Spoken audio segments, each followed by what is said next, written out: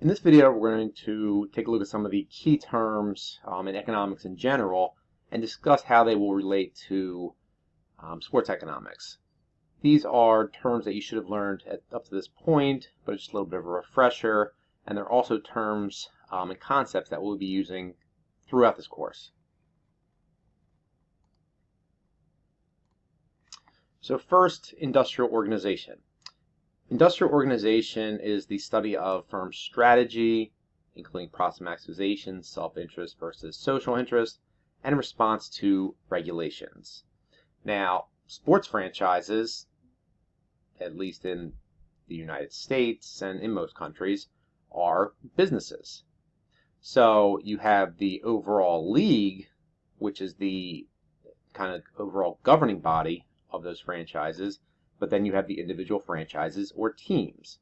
And so in football, you have the Eagles, you have the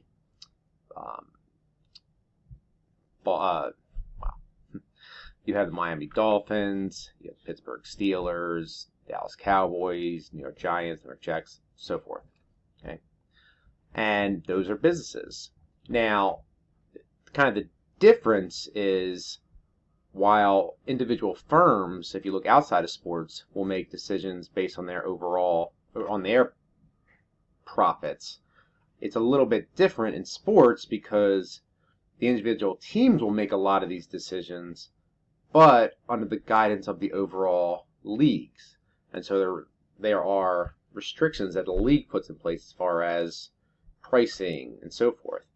Plus, as we'll talk a lot about later, there is a lot that goes on with revenue sharing that impacts profits. Next is public finance. The public finance is the study of how and why governments provide goods and services and how they pay for them. So, yes, the individual sports teams are privately owned companies, but unlike a lot of private public companies outside of sports, they also get a lot of funding from local governments for things mainly like building stadiums. Okay? And so the local cities will a lot of times pay for part or most of these new stadiums that are going in, especially now. And so we'll be talking about that. Next is labor economics.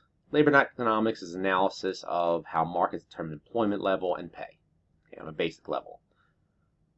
These teams, these franchises, they have employees. They have the players, obviously, but they also have team executives, coaches, training staff, so forth. In this course, we're going to be mostly talking about the players as far as salary goes, but it can also be applied with coaches as well, and we will talk a little bit more about coaches too. Opportunity cost. Opportunity cost is the value of the best foregone alternative. So, for example, if you decide to study, you stay home on a Friday night and study, you gave up, for example, going out to the movies, or going to dinner, or watching TV. Okay. Now, with opportunity costs, we have to look at absolute and comparative advantage as well. Now, absolute advantage is one entity, whether it be a person, a group, company, a government, country, whatever. Whenever one entity is more efficient than another at some activity. And so if in any given day I can record 10 economics videos and my colleague can record 20, my colleague has an absolute advantage in the production of economics videos. Okay. Now, comparative advantage, and this is a little bit more of an important.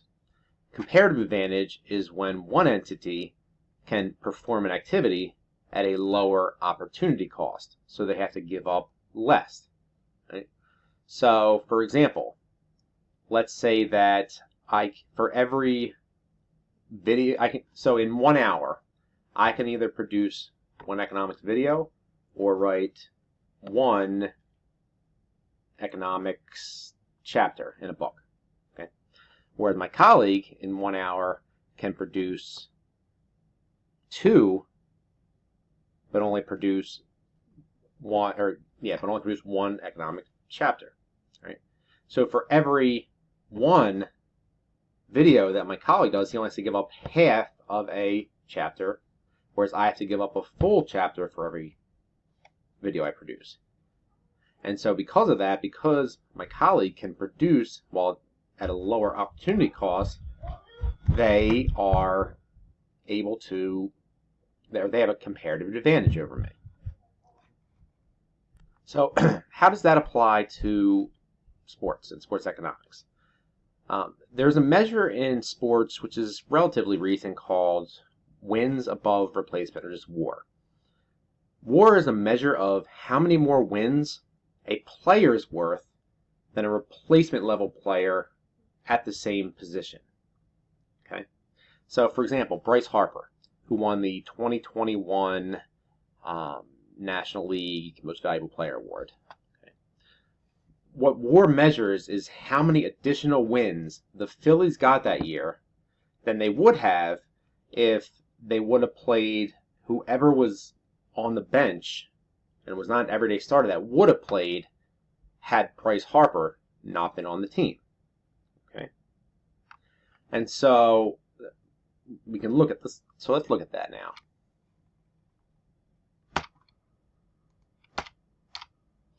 So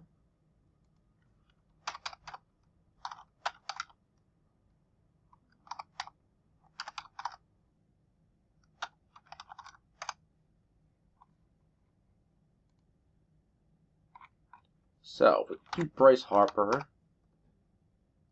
Okay. So this shows in 2021, Bryce Harper had 488 at bats, 151 hits, 35 home runs, 84 RBIs, 101 runs, so forth. The batting average is 309. Now, WAR, which is an imperfect measure, but it shows that by Bryce Harper being in the lineup, the Phillies won 5.9 more games than they would had he not been an everyday starter. And let's see if I can find, here we go.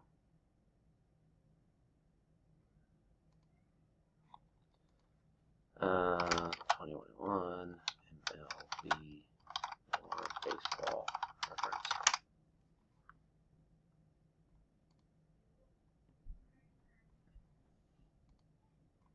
So this shows the wins above replacement for the 2021 season.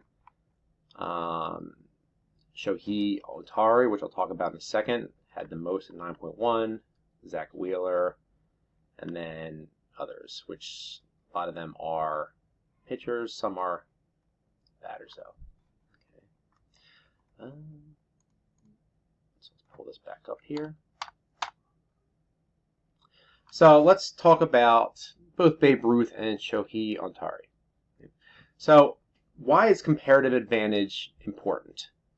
Well, in general, you do not see two-way players anymore in either baseball or football. Okay. So a two-way player. So what does that mean? So in baseball, that will be a player that is both primarily a hitter and a pitcher as well. And in football, it will be a player who is on both offense and defense. Okay. So why is that? Okay. A lot of players could play, they are good enough to play, for example, in football on both offense and defense. So why don't we see that? Okay.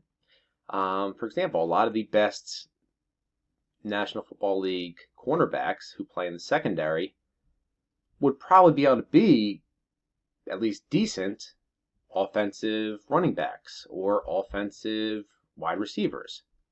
But why don't they do that? The reason why comes down to the idea of specialization, which goes back to some of your previous economics courses. And so the idea with specialization, when you have a comparative advantage, is that one entity will specialize in whatever they have a comparative advantage of. And so if you talk about, for example, countries. So a lot of times, certain countries will specialize in producing some goods and services, and others will specialize in other goods and services. And then they will work in or engage in international trade. Okay? So with sports, you used to have a lot of two-way players, but teams figured out that if they focused on just the position that they had a comparative advantage in relative to others players, they would be able to become much better at that position, and overall, the team would be better. So let's look, for example, at Babe Ruth, and look at Shohei Ohtani. So let's look at Babe Ruth first. So Babe Ruth, a lot of people know as, a big-time hitter, home run hitter, so forth. And if you look at his batting, you can kind of see that, start of his career, 13, 14, 15, 16, 17, 18, even 1919, his home run totals were not that. They were decent, and if you look at his batting averages, it was good, and so he was a pretty good hitter. But then you see, after 1920, you see his home run totals just become massive. His batting averages become better. RBIs become better. Well, what happened? You can say, all right, well, he was with Boston, then he went to the New York Yankees, and that's when he really kind of started to really have a good career when it comes to hitting. It didn't necessarily have to do with the fact that he was on different teams. Because Babe Ruth, as a lot of people are not aware, here it is, was also a very good pitcher. So if you look at early in Babe Ruth's career, when he was not putting up those big offensive numbers, so for example, 2015, he pitched 32 games. His record was 18-8. He had a good ERA. In 1916, he had 23 wins pitching. He led the league in run average, shutouts. Okay, same in 1917. Okay, and then he started to pull back a little bit. So once he got traded to the Yankees kind of figured out that yes, he could do both, and he would be one of the best batters and pitchers in the league.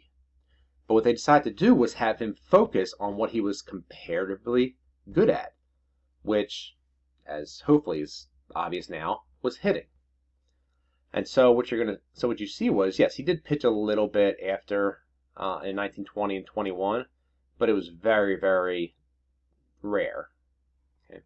And so what they had him do was kind of give up pitching to just focus all of his time and energy on hitting, because they felt that his value to the team as a hitter was greater than his value as a pitcher, which turned out to be the right move. The other kind of, and so that kind of,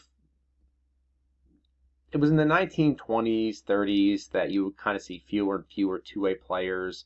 With NFL, you saw it somewhat in the 60s and 70s, a little bit in the 80s, but then it kind of got phased out. For the most part, football has entirely phased it out, and so has baseball.